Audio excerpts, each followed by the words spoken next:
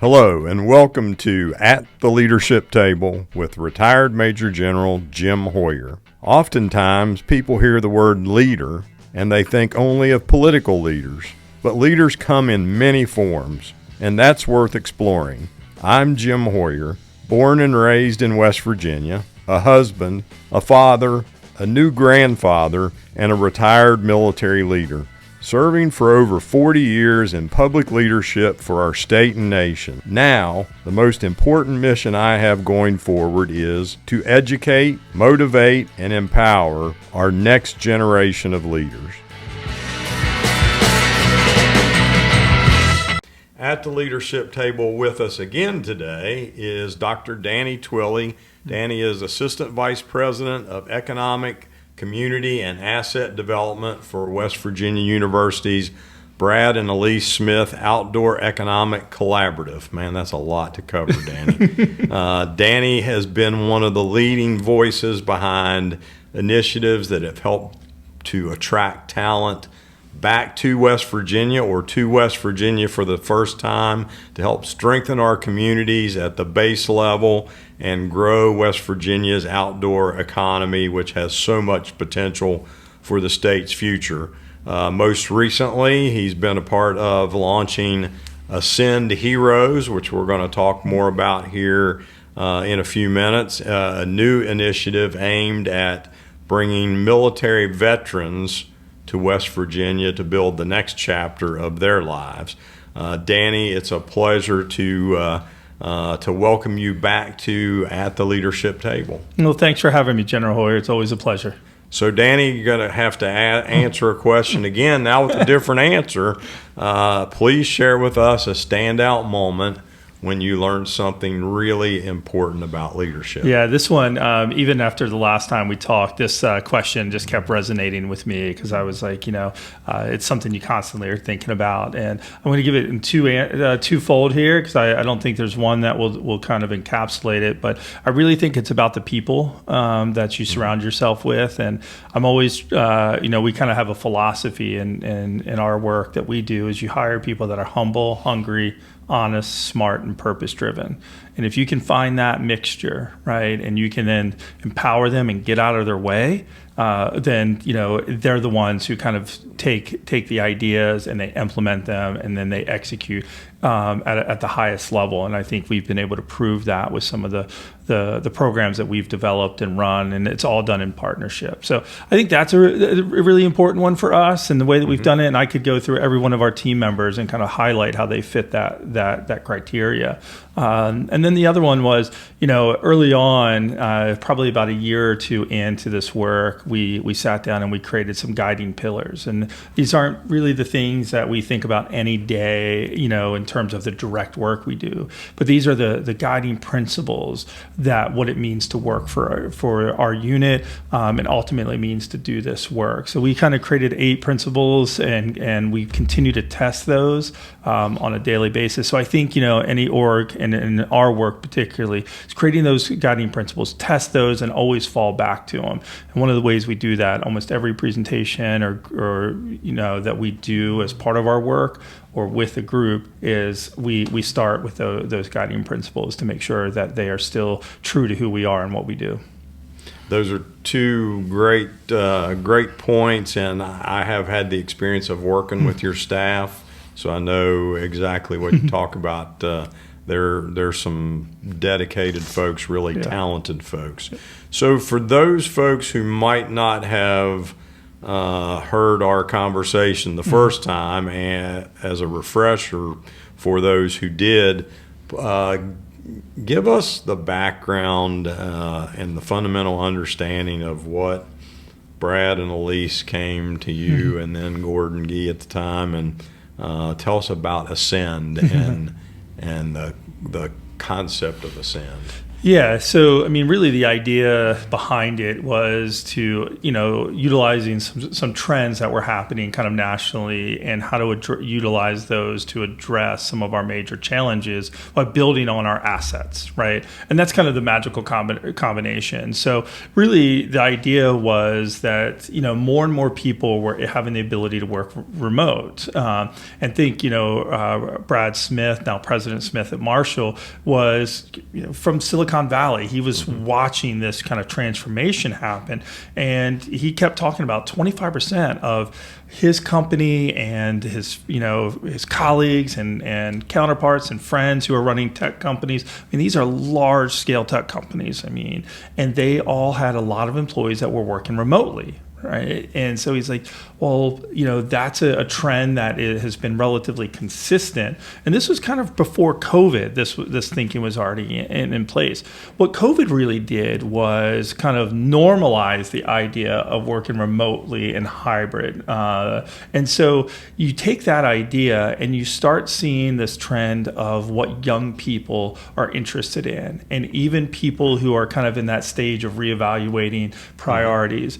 And what we were finding, and this was after doing a lot of research and studying other states who have similar characteristics as West Virginia. So we were looking at Colorado and Utah, Idaho and Arkansas, because they're landlocked states, right? Colorado and Utah are they have extractive industries like we do, right? Like Copper Mountain's a big ski town, but it's Copper Mountain for a reason. So they understand extraction. They also understand rural in both of those states. And Idaho is a great example. But what we were finding is that these young people were moving to places looking for quality of life. And then they were figuring out how to get jobs or create jobs, start their own businesses. If you look a little bit further south, than West Virginia into, Western North Carolina, they've kind of been the leaders on the eastern seaboard around this idea. And Eastern Tennessee is now taking off. Like, look what's happening in Tennessee right now. So we started studying that, and what we found was that they love, being able to afford their homes. Like the idea of commuting really wasn't intriguing to them. They like to be around energy, if you will, and that's created through young people, coffee shops and breweries and outdoor recreation, right, has been a big driver for a lot of these states and these communities. And there's been some great studies done out of the University of Utah on this. And so you put all that together. And when I first came to West Virginia and WVU, the idea was like, okay, we could address a lot through kind of looking at the assets that West Virginia has. And really, I kind of put my academic hat on, General, and it really became about I believe, the most pressing issue facing our state today, and that's population loss. Absolutely. And unless we can do it in two ways, get people to come, because we have an aging population, and because we have such a tremendous amount of brain drain, a lot of our young people are leaving. And when that happens, we can't replenish the population. So we can't even break even. And so you have to do two things with that. You have to bring people here, and you have to keep people here. And that really became kind of the foundation in a sense. So then the question is, how do you do it? And so we recognize that, if we don't really have a major city in West Virginia, so we couldn't go and sell that, right? Even though the Appalachian culture runs deep, where most people wouldn't say West Virginia is this cultural hub of art and music, even though we have it, it's ingrained in who we are. We know that almost everyone in this state connects to the outdoors in some way, right? They have a relationship with it. So we felt like that was going to be our strategic competitive advantage, because it's valuable, rare, and hard to imitate. And we have it in spades here. So we did a bunch of research kind of looking at our communities that have access to the outdoors. They have great community vibrancy. They have some great downtown. So we put all that together, and that ultimately became Ascend West Virginia in partnership with the state of West Virginia, the Wing to Wing Foundation, and Brad and Alys. And obviously, WVU deserves just a tremendous amount of credit that sometimes gets kind of underlaid, in it. And so I've been really intentional to make sure like we are the foundational operational machine behind Ascend. We really, really are. And without WVU's land grant mission and our work, we wouldn't be able to do it. And Brad is the ultimate example of an ascender, right? Yeah. He came back home, and he and Alys have made this their home, and without them, we'd not be having this conversation. Oh, yeah. I mean, just their vision, and you think about like how. And Brad has shared this, how Silicon Valley operates, right? You find, a good idea, great people, and you invest in that, and then you give them the room to kind of grow. And that's really what Ascend has been about. And so them coming back to the state, and I give them a lot of credit because they could go do anything, right? I mean, anything. And they came back to serve. Yeah. And that became part of our pillar of Ascend, right? We built it off the idea of community. Right. And that's the idea of wanting to be part of a community, but also integrating into a community. Purpose, help make us better, right? And Brad and Alys are prime examples of that. And then the outdoors as well. So that became the foundation of the program. So you've added a new location. You've had some pretty significant success to include your retention rates. Walk through those metrics and those milestones of success that you guys have had so far. So I'll start with the big one, and I think it's a really interesting one. When we first launched the program, Tulsa had 10,000 applications, and I remember being on a call one day, and Brad was like, "Well, I want 100,000." I was like, come on, that's that. How are we going to get there? We're almost at 90,000 applications to the program, and everyone's like, well, wouldn't that, if we invited all of them, wouldn't we solve our population loss? But we can only scale at the rate in which communities can absorb, and housing and those types of things. So I think that's an impressive one. We've had 90,000 applications. We've have about 1,400 people who have moved to the state, and that includes ascenders with their families. We're into the mid-20s and the number of babies that people love that stat. That is part of it. We still maintain a national best 96% retention rate, and I attribute that through the way that we screen, the way that we interview, and we try to make sure that people who we select and they select us, that there's a match there. They know what they're getting, and we screen for that. And you guys do a tremendous job of wrapping community around these people, which I think is another significant reason for your retention rate. Is that reasonable? Yeah, and that goes really around to one of the other great stats is our team has put on, in partnership with others, almost 2,500 of programs. And this could be anywhere from a trivia night to sourdough became a big thing for a little bit.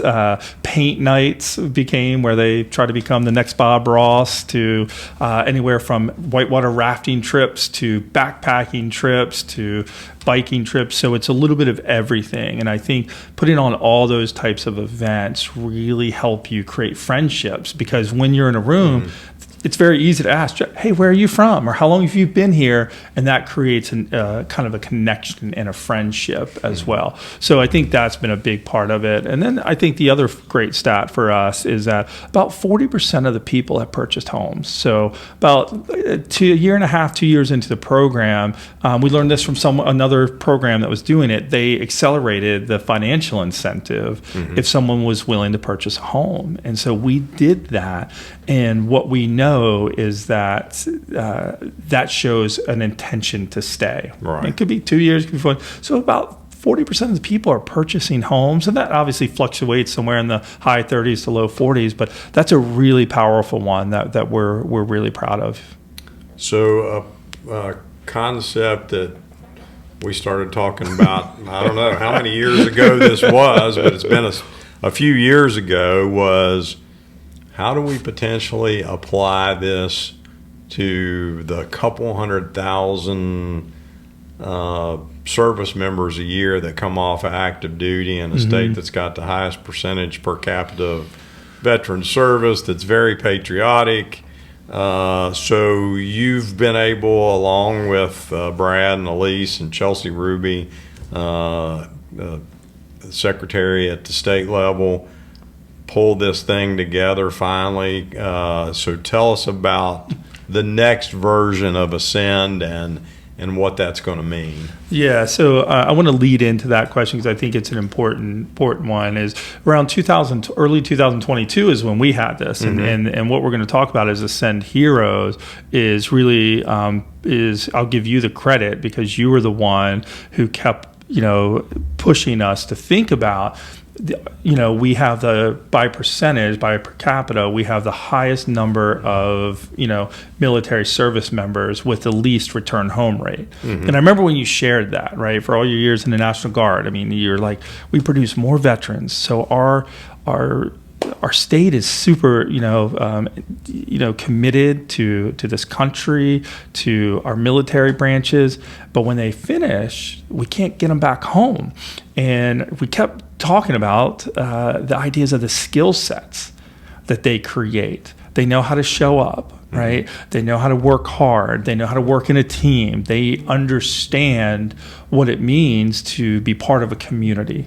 They have probably a deeper sense of the understanding of purpose than most of the average, citizens have. So they understand the idea of purpose and how to make places better. And obviously, many of them experience and spend time in the outdoors as well. So we knew that there was an alignment with that idea.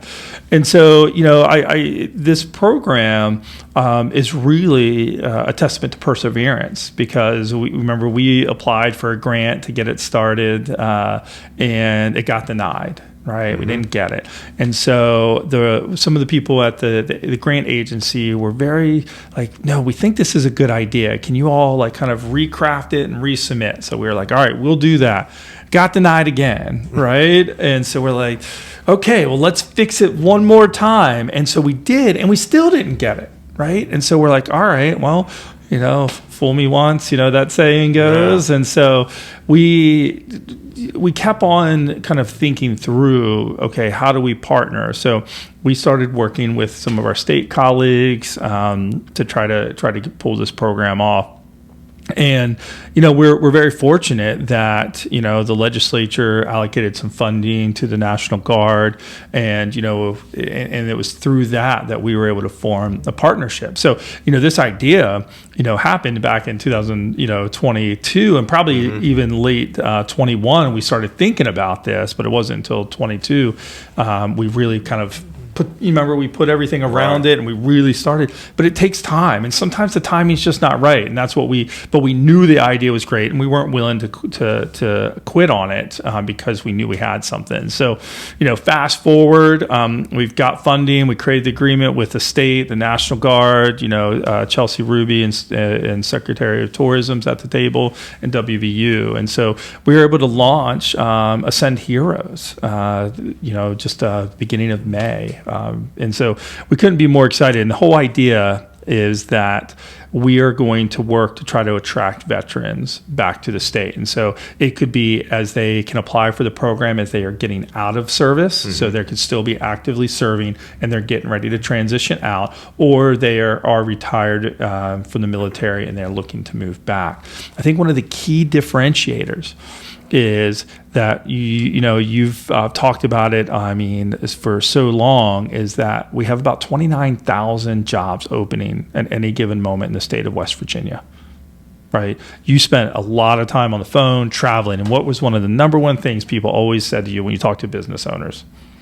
Yeah, we need people who can come and fill positions we have here available. Yeah, and it's across the spectrum. Right. And that's the great part. This is not just, the frontline retail workers that we have those jobs. This is all the way up from there to high end, national security clearance level jobs and engineers. So it's a great spectrum.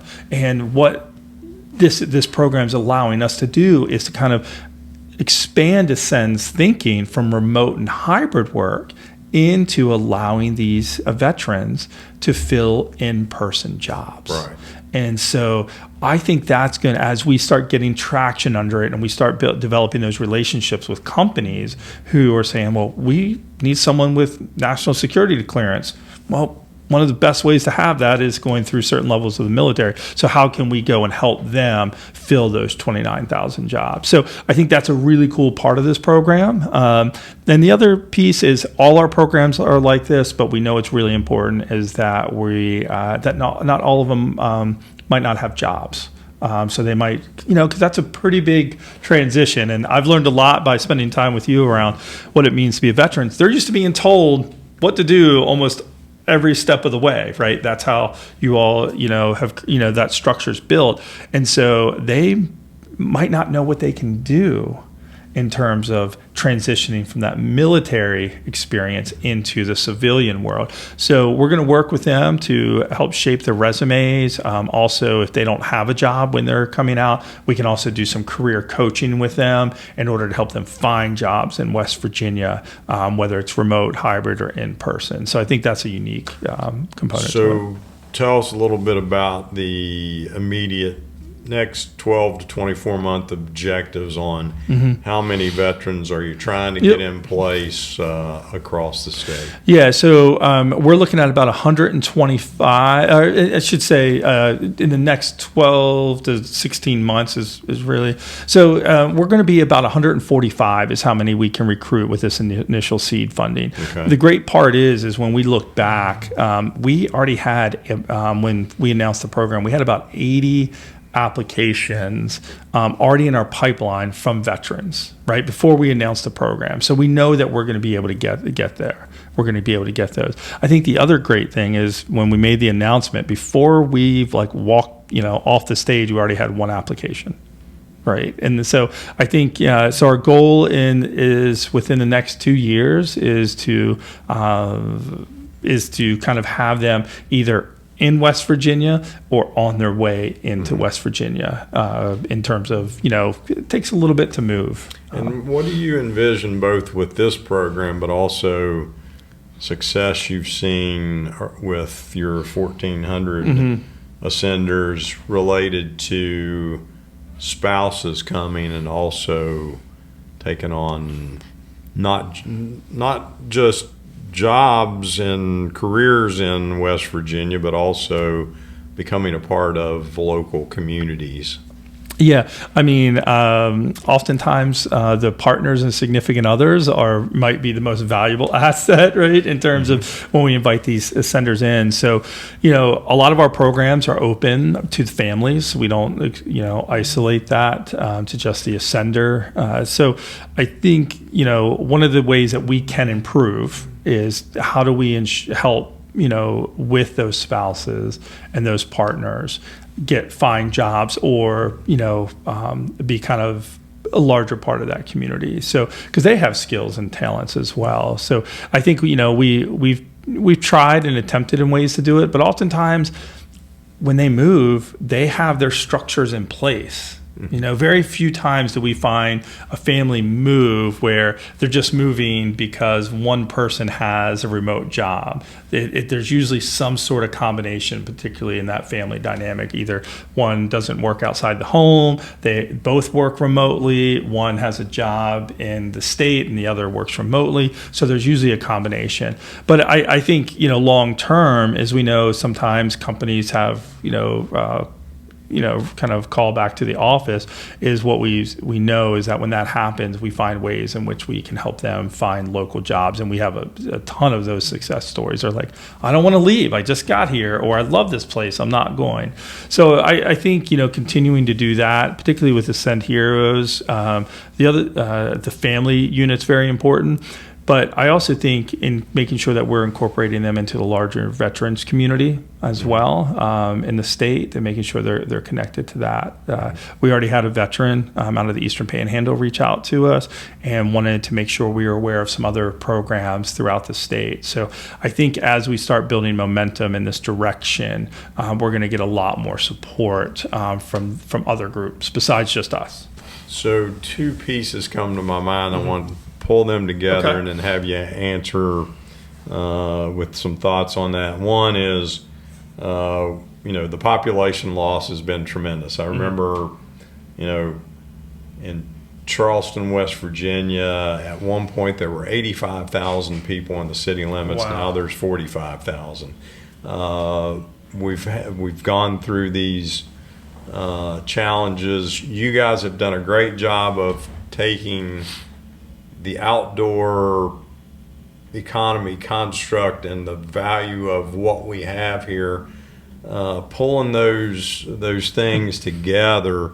What you're attracting people based on the beauty of the state, the opportunities that exist in the outdoor economy, but I've seen you guys in your training also go back to this population loss, economic transformation piece and say, hey, you can develop a sense of purpose around rebuilding a community. How does that play in your overall Ascend program, but how is that going to factor into this military Ascend where they come from this sense of purpose greater than themselves? Yeah, that's the thing that I think that drives us. I think you nailed it, is that, if we look, we've lost over 12% of our population of just around 200,000 people. Just imagine if so basically what it tells me is our highest population was in 1950. And so we have the infrastructure in the state, even though some of it might be a little bit, dated or dilapidated, it needs some refreshing. So, but we have the infrastructure to handle additional 200,000 people. Imagine what that would do. Just the spending power of that. And so if you couple that and you start exposing people to the opportunities that are, present, whether it is instead of buying a new house, can you fix up an older, home, right? That becomes more affordable. Right, that's a huge opportunity. Some of these individuals have those skill sets or that desire. Or they come in with additional capital because of wherever they lived before that they can do that. So I think that's part of it. What we're also seeing in the current Ascenders, and I think there's an opportunity here, and you've done a lot of work on this as well, is the ideas of entrepreneurship and small business ownership. We know that there is a tremendous amount of businesses in West Virginia that have been run by maybe first or second generation. Their kids or grandkids aren't interested. They might not live in the state or they're not interested in that business. And so these are some great businesses that we don't want to see, go out of business or get gobbled up by, some other entity. And so I think there's an opportunity here for for any of the Ascenders or anyone, and in our veterans as well, to come in and if they want to, own a business. And we're building a lot of support for small businesses, and we currently have some in West Virginia. So I think there's opportunities for that as well. And then we also know in West Virginia that a lot of our public offices or our nonprofits and our service-oriented groups are typically being run by older individuals, right? And with that aging population. So if we can start having some of these younger people that value service, right? Giving of their time and talent towards something greater, then they can start helping take over leadership of these organizations or communities. And we have members who have started nonprofits like Friends of the Library groups. We have some that are running, are on city council now. Some are part of Parks and Rec boards. Some are helping with literacy initiatives. So I think ingraining this idea of service into everything we do is going to be unbelievably important. And have you also seen outreach from either businesses in West Virginia or businesses who are potentially looking for a different place to locate about how they can partner with you and leverage the infrastructure and the concepts you've created to attract? Yeah, and so we saw a lot of that at the very beginning. But as you know, at the very beginning, we were just trying to stand this thing up and make sure it could give a run at it. So I'll use this as somewhat of a sales pitch to any business, anybody out there that has a need that you think our structure could work for, our approach could work for. call us. Because what we have found is that we know we can get people to pay attention to West Virginia. We even know we can get people to move to West Virginia. And most importantly, we know we can get them to stay. And so if I'm sitting there and I own a business and I am sitting there looking at an aging, workforce, or one business told me one time that it takes them about $40,000 to replace an employee. By the time that employee offboards, a new one comes on, $40,000. And I'm like, you give us that, we can guarantee you that we're going to be able to get them here for half of that and keep them here in the state. And so I think that's an important piece, that we can really begin to partner more and more with businesses to help them solve arguably their most important challenge is filling job openings and vacancy and helping with transition plans. So I'd like to see more of that. And then I would be remiss if I didn't give Charleston Area Alliance, right? I mean, they are representing businesses in Kanawha and in Kanawha County. And they saw the value in this. Right. Mara Boggs and the board and that entire organization said, we need to do this for Charleston and for our businesses to start bringing that energy back into Charleston. And so they reached out to us, and it was one of the easiest and best partnerships that we've had, where Charleston became our 6th location. And that's all driving towards, they know they need people in order to, for their businesses to thrive, and in some cases survive and then thrive. So 2-part question to close out. Yeah. One, next 12 to 18 months, what's your vision and objective for the overall Ascend program? And then if you could wave a magic wand and you had all the resources you need, what's your long-term strategic vision for West Virginia? Oh man, that's a hefty one. Well, I'll start with the first one. Okay. It's a little bit easier. All right. So I think we'll continue to for the next 12 to 16 months. We partnered with the Public Education Collaborative as well to help kind of see if we can recruit teachers here as well. We've done a pilot program. We're looking to expand that. Hopefully we'll be able to make an announcement soon. And so I continue to think looking at these unique verticals. So if we know we've got a good model, how do we then apply that to other unique? So we've done that with kind of First Ascent as well. I think that's a program that's really important, which is here to help graduating students from West Virginia University and Marshall stay in the state upon graduation. So that, I think, leaning into that more. And so hopefully, again, we've got a good partnership going where we're going to be able to grow that. And I think continuing to grow that program, because if we just bring people here and we still have people leaving, we're not filling the bathtub, right? We're maintaining it, and we have to do that. We're not filling it. And I think, kind of that old adage, the canary in the coal mine, it's our young people. It's that 18 to about 27 years old. If we can keep that demographic in the state, the likelihood of them staying in the state long term dramatically increases, right? Because they start having families, Right. getting married at that point. So I think that's a really important one to continue to grow.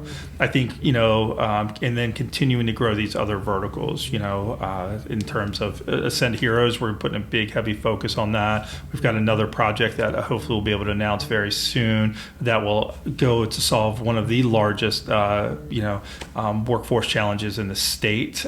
So we'll, within the next 3 to 6 months, we'll be able to hopefully be, if that comes through. So I think continuing to look on those verticals as well will be what we'll focus on. And then ensuring that we're meeting our purpose, and that is that quality of programming, that we are continuing to maintain our 96% retention rate. But the other one, if I had like unlimited resources, I would. I've thought about this probably too much. All right. So here's what I would do. If they put me in charge, I would invest in our main streets, because we have, and our fundamental philosophy is invest in people in place. because the businesses may come and go, but the people will stay and the communities will thrive. Period. Right. Okay. So I don't want to take any away from going out there hunting these big companies and attracting them to West Virginia. We need to do that. But what we know, after you study these other places, if you start getting this flywheel moving in the right direction, companies are going to come to you. Right. Because the people are there. And the even greater part is the companies will start there because you've got all these young, talented people that are working for A, B, and C companies that are like, well, hold on, why don't we do this together? And they start. And that's economic development at its finest. So I think in order to do that, we've got the blueprint of these beautiful small towns that are aging in these gorgeous locations. That I drive around all the time. I'm like, man, if this was out west, I don't think we could afford to live here, let alone visit here. So I think if we can invest in our main streets, and we'd have to subsidize it because we know there's a lot of risk with these businesses early on, typically that 1 to 7 years. So how do we subsidize them to help ensure that they're successful? Because I've talked to enough entrepreneurs. They are doing it because they believe in something, right. And we just need to help them, de-risk those early years. And so how do we fill our storefronts again? And I guarantee you, every listener on this call has gone to a small town somewhere in the country, and maybe even in West Virginia, and they're like, this place is cool, right? And it's probably these small shops that it just make it unique, these festivals. So first and foremost, I would do that. Second, I would figure out how to increase our housing quality as part of that. Because if you can do those two simultaneously, you've got the infrastructure that can invite tourists here and residents here.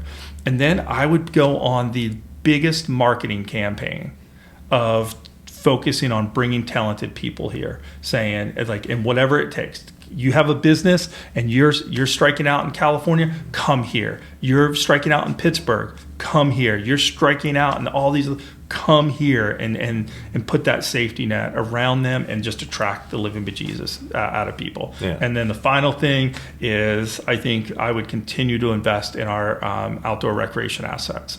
I think we need to, if you look at these places that have done this well, the trailheads are packed every weekend. And here's a great thing. These people are, you don't want people to drive. You want them to be able to do it right from their neighborhood or their town. So how do we ensure that we're building high quality recreation access right where people are living? So build it close to their town. So those are the three things I would do. I think you're on to a great vision. I think there's a lot of people that would love to live in small town America, close to great outdoor opportunities, but even within a 8-hour drive time or an hour flight of a major city when they want to go and visit. So but well, Danny, I thank you for being a great friend and colleague, and most importantly for your passion, energy, and in the case of some of these programs like the Ascend Heroes, your persistence and commitment to getting things over the top. And thank you for joining us at the leadership table. Well, I appreciate you having me, and thank you, General Hoyer, because I would be remiss. None of that would have happened without you. So it was your vision, and I'm just happy to be part of it. And thank you for your friendship and your belief in us. Thank you. Thanks for listening. This has been At the Leadership Table with retired Major General Jim Hoyer. Did you know you can now find me on social media at RMG Hoyer? That's HOYER, or email me at rmgjameshoyer@gmail.com.